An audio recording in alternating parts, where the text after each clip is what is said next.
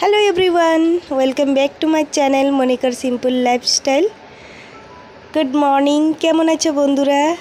বেশ অনেক দিন পরে আমি আবারও আরেকটি নতুন ব্লগ শুরু করছি। আশা করছি তোমরা যে যেখানেই আছো সকলেই খুব খুব খুব ভালো আছো। আমরাও বেশ ভালোই আছি।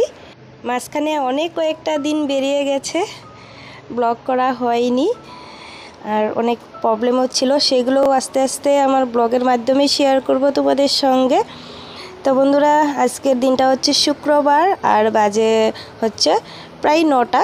মেয়েকে স্কুলে পাঠিয়ে দিয়েই তারপরে এই ব্লগটা শুরু করেছি। সকালে স্নান সারা হয়ে গেছে, কাজকর্ম সেরে চা জলখাবার করে দিয়েছি, আমিও খেয়েছি, আর মেয়েকেও টিফিন করে দিয়েছি।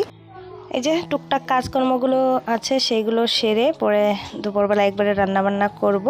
আর হিমাশ্রীর ইউনিট টেস্ট পরীক্ষাও আরম্ভ হয়ে গেছে, ও 12টার দিকে ছুটি হয়ে যাবে, ওর পাপা নিয়ে আসবে। তো চলো বন্ধুরা, এই যে বিছনাটা গুছিয়ে নিচ্ছি। সকালবেলা বিছনা চাদরটা তুলে দিয়েছিলাম, স্নানের সময় ধুয়ে নিয়েছি, কয়েকটা কাপড় ধোয়া হয়ে গেছে, সেগুলো এখনও মেলা হয়নি। তো আগে ঘরটা গুছিয়ে নিই, ঘরটা মুছেও নিয়েছিলাম। আই হোপ আজকের ব্লগটা তোমাদের ভালোই লাগবে, তো সম্পূর্ণ ব্লগটা দেখার অনুরোধ রইল। আর আশা করছি তোমরা সবাই আমাকে আবারও আগের মতন করে সাপোর্ট করবে, আমার ব্লগগুলো দেখবে। আমিও তোমাদের ব্লগগুলো রোজ দেখার চেষ্টা করব, আর আমিও নিয়মিত ডেলি ব্লগ দেওয়ার চেষ্টা করব।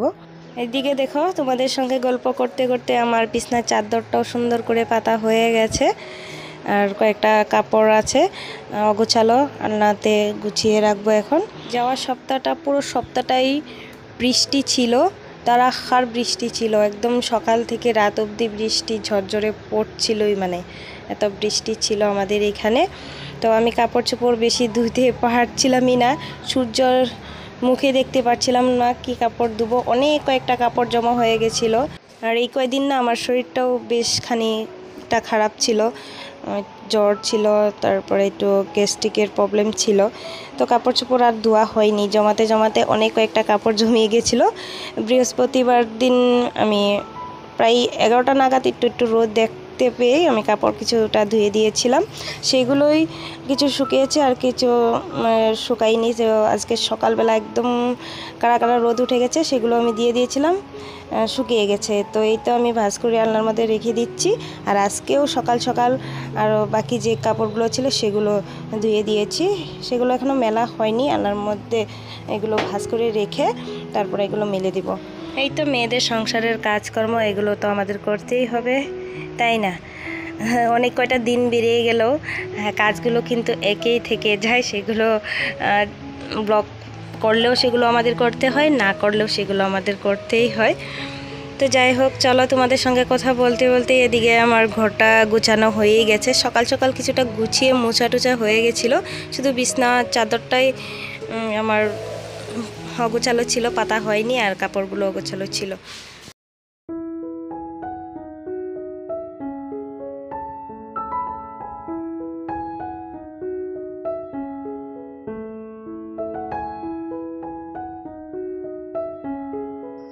প্রায় 2টা মাস প্রায় আমি তোমাদের সঙ্গে কোনো ব্লগ ভিডিও শেয়ার করিনি। কেন শেয়ার করিনি সেগুলোই চলো আস্তে আস্তে একটু একটু করে তোমাদেরকে বলছি।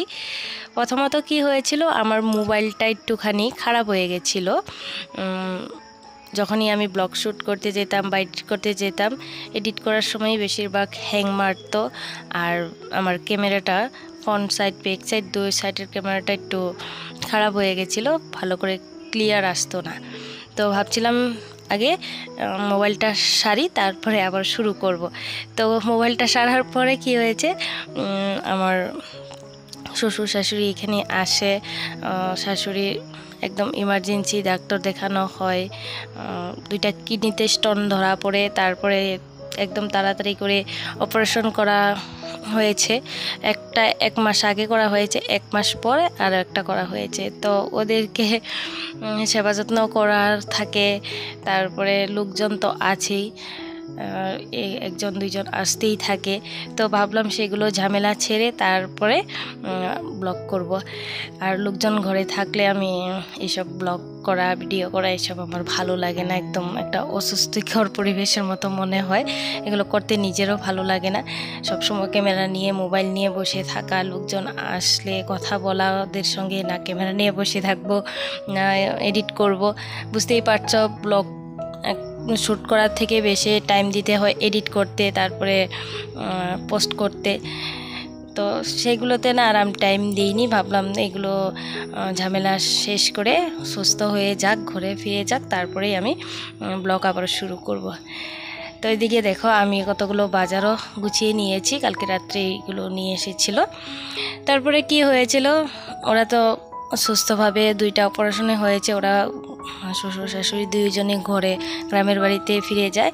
তারপরে ভাবলাম করব। তারপরে কি হয়েছিল, আমি নিজেই অসুস্থতায় পড়ে যাই। সপ্তাহখানিক সময় আমি ঘরে পড়েই ছিলাম, বিছানার মধ্যে বলতে পারো। মানে কাজকর্ম ভালো লাগছিল না, খাওয়া দাওয়া কিছুই ভালো লাগছিল না। ফার্স্টেই তোমাদের বলেছিল গ্যাস হয়েছিল, একটু গ্যাস্ট্রিকের প্রবলেম ছিল, জ্বর, এটা ওইটা। তো এইভাবেই কয়েকদিন আরও কেটে যায়।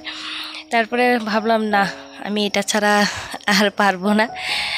তো আবার ওই যে শুরু করেছি, প্রায় 2 মাস পর ব্লগটা শুরু করেছি।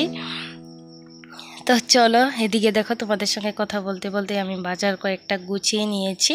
এখন রান্না করব। তো মশলাপাতির ডিব্বা ডুব্বা এগুলো দেখো আমি পুরো পরিষ্কার করে ধুয়েছি, শুকিয়ে রেখেছি, কারণ সামনে আবার অম্বুবাচী লেগে যাবে।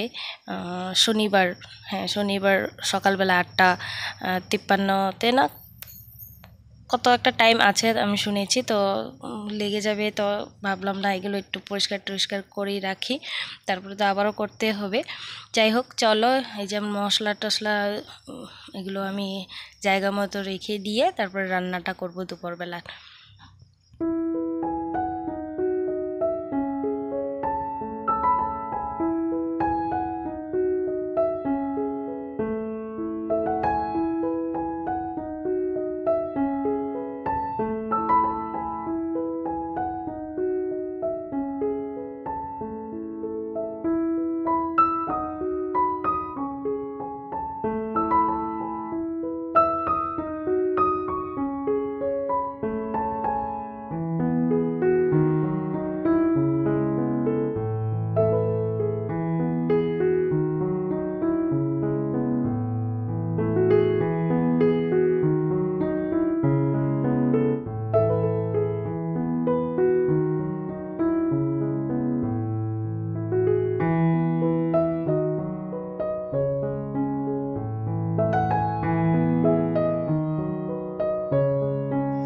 ঘড়ির কাঁটায় কিন্তু বেজে গেছে 1টা নাগাদ। একদিকে কিন্তু আমার ভাত হয়ে গেছে আর ডালও হয়ে গেছে। তো ডাল ভাতে করব ভাবছিলাম, পরে দেখছি আবার মাছ নিয়ে এসেছে, ছোট ছোট মাছ। তো সেগুলো একটু কেটে ধুয়ে পরিষ্কার করে নিয়েছিলাম। তো এদিকে দেখো মাছগুলো ভাজতে বসিয়ে দিয়েছি। আর আগে তো দেখলে আমি মশলা টশলাগুলো জায়গা মতো রেখে দিয়েছি গুছিয়ে। তো চলো, এই যে মাছ ভাজা হয়ে গেছে, ডাটা আলু দিয়ে একটু তরকারি করি, আর টমেটো দিয়ে দিয়েছি ডালে। একটু গরম গরম এর মধ্যে টমেটোর ডাল খেতে ভালোই লাগে। তো চলো, টমেটোর ডাল হবে আর ছোট মাছের তরকারি হবে, আর কয়েকটা মাছ ভাজা করব। আর এদিকে তেলটাও আমার একটু ঢেলে দিচ্ছি বোতলের মধ্যে, তেলটা ঢালা হয়নি। তো বোতলটাও একটু ধুয়েছিলাম, শুকিয়ে ছিল, উপর দিয়ে একটু মুছেছিলাম সার্ফের জল দিয়ে, ভিতর দিকে আর পরিষ্কার করিনি। তো যাই হোক চলো, রান্নাবান্না সেরে নিই। একদিকে কিন্তু রান্না করছি, আরেকদিকে এইটা ওইটা গুছিয়ে যাচ্ছি। আমাদের মায়েদের রান্না করতে করতে ফাঁকে ফুঁকেই এই কাজগুলো গুছিয়ে করতে হয়, এক্সট্রা টাইম বার করে তারপরে যে এগুলো করব। কোনো দিন হয়, কোনো দিন হয় না। সকালবেলার টাইমটা যদি রান্নাবান্নাটা হয়ে যায়, তারপরে নিশ্চিন্তে এই গোছানোর কাজগুলো করা যায়। আর সকালবেলার টাইমটা যদি রান্না না হয়, অন্য কাজগুলো করি, বাইরের দিকের কাজগুলো করি, আর এগুলো হয় না। যাই হোক চলো, এই যে বাসন কয়েকটা ধুয়ে সকালবেলা বাইরে দিয়েছিলাম, অনেক দিন পর ভালো করে রোদ পেয়েছি, অনেক কয়েকটা বাসন বাইরে রোদে দিয়েছিলাম, তো সেগুলো কড়কড়ে করে শুকিয়ে গেছে। তো এগুলো গুছিয়ে নিই, তারপরে সবাই মিলে একসঙ্গে খাবো। অনেকটা খিদা পেয়ে গেছে সবারই, সকালবেলা খাওয়া হয়নি ভাত। তা চলো বন্ধুরা, ব্লগটা আজকের মতো এখানেই শেষ করি। দেখা হবে আরও একটা নতুন দিনের নতুন ব্লগে তোমাদের সঙ্গে। ততক্ষণ তোমরা সবাই ভালো থেকো, সুস্থ থেকো, সাবধানে থেকো, অল টাইম হ্যাপি থাকো।